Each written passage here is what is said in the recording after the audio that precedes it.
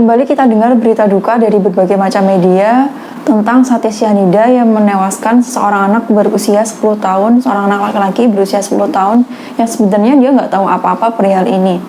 Ketika aku dengar berita ini pertama kali, baca berita ini pertama kali, rasanya cukup miris kenapa hal ini harus terjadi lagi dan lagi.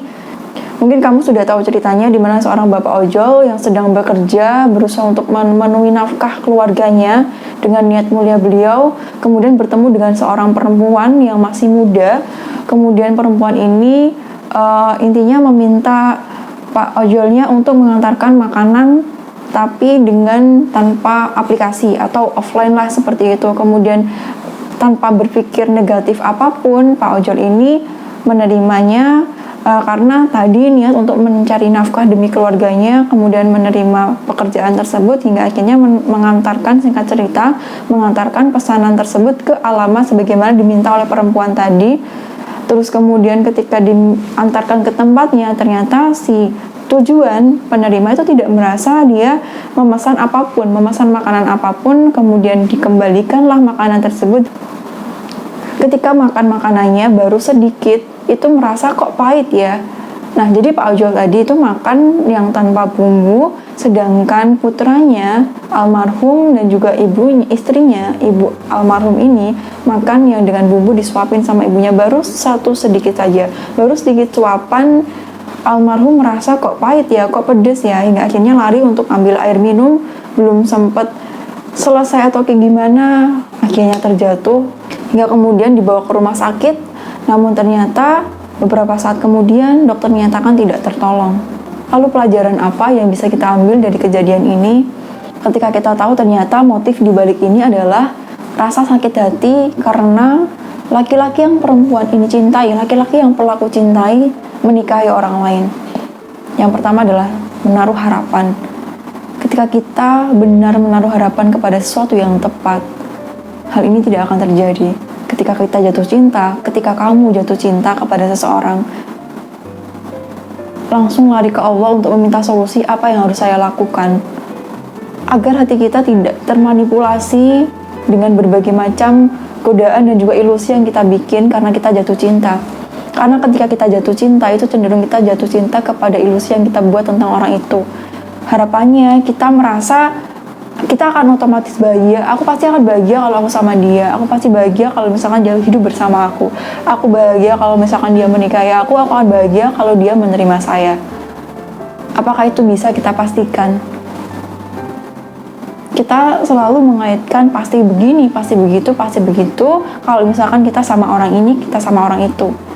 Di sini kita harus mengatur ekspektasi dari dalam diri sendiri dan juga ekspektasi kepada luar dari diri kita. Kalau kita berharap kita bahagia kalau misalkan sama orang ini, itu berarti ekspektasi luar, sementara hal luar ini tidak bisa kita kendalikan.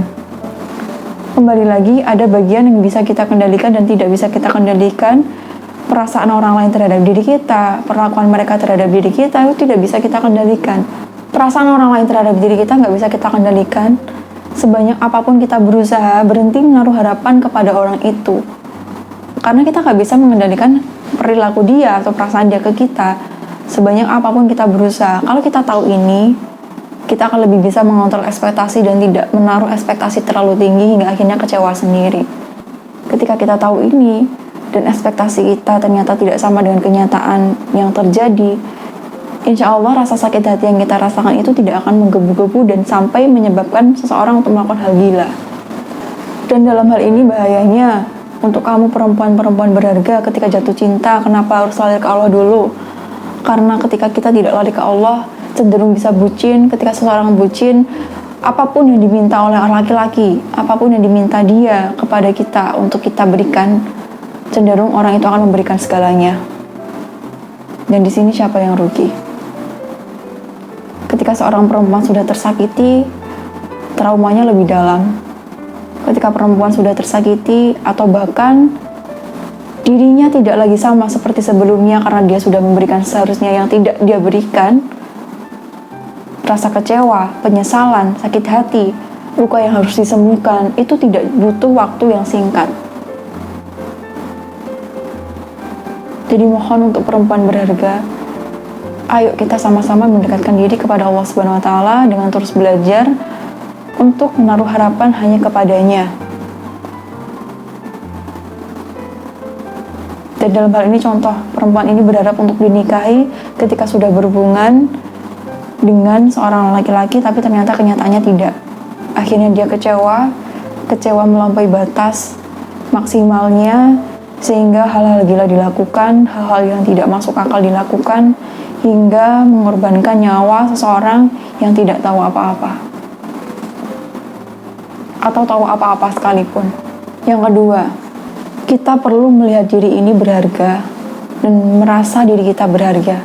Karena ketika kita merasa diri kita berharga dan belajar untuk menghargai diri sendiri, mencintai diri sendiri, kita hanya akan mengizinkan hal-hal baik aja kita lakukan, hal-hal baik kita dapatkan. Contoh dalam hal ini, ketika kamu merasa diri kamu berharga, ketika kita merasa diri kita berharga, kita mencintai seseorang misalnya, kita jatuh cinta sama seseorang, dan ternyata ketika kita sudah berusaha, dia tidak memiliki perasaan yang sama. Apakah kamu akan membiarkan diri kamu mengemis-ngemis cinta dan melakukan segalanya dan merasa tidak bisa hidup tanpa dia? Tidak akan. Karena kamu merasa you deserve better, kamu berhak mendapatkan yang lebih baik. It's okay kalau misalkan dia tidak menerima, Allah pasti akan berikan yang lebih baik daripada ini. Karena laki-laki yang baik untuk perempuan yang baik, dan perempuan yang baik untuk laki-laki yang baik. Sedangkan laki-laki yang keji untuk perempuan yang keji, dan juga sebaliknya. Yuk belajar untuk menerima diri kita. Ketika ada kekurangan yang ada dalam diri kita, ayo kita bareng-bareng memperbaiki dengan tetap menerima diri sendiri, karena tidak ada kesempurnaan dalam diri siapapun. Dan ketiga, ketika kita membahas tentang perasaan, kita sedang membicarakan sesuatu yang sederhana dan juga rumit di waktu yang sama. Kenapa? Karena ketika kita memperlakukan A seperti ini, belum tentu ketika kita memperlakukan B dengan cara yang sama, B akan merespon dengan cara yang sama seperti A. Karena setiap orang punya latar belakang masing-masing, setiap orang punya kisah masing-masing yang menentukan bagaimana dia bersikap, bagaimana dia bereaksi terhadap sesuatu yang dia terima. Itu yang membuat kita perlu belajar beberapa hal dengan sudut pandang yang berbeda-beda, tidak bisa disamaratakan. Contoh misalnya, ketika kita memberikan perhatian kepada seseorang yang menurut kita itu sama, kita ngasih pertanyaan ke A misalnya, kamu udah makan atau belum? Si A mungkin merasa biasa-biasa aja, tapi ketika kita bilang itu ke B, kamu udah makan atau belum? Bisa saja dia baper, kemudian dia menganggap ini adalah sebuah perlakuan istimewa, dia merasa, oh jangan-jangan dia suka deh sama aku, jangan-jangan dia tertarik nih sama aku, hingga akhirnya dia melibatkan perasaan. Ketika melibatkan perasaan, dia berharap, kemudian dia berharap, akhirnya jatuh cinta karena salah mengambil tindakan, kemudian merembet ke suatu hal yang lain.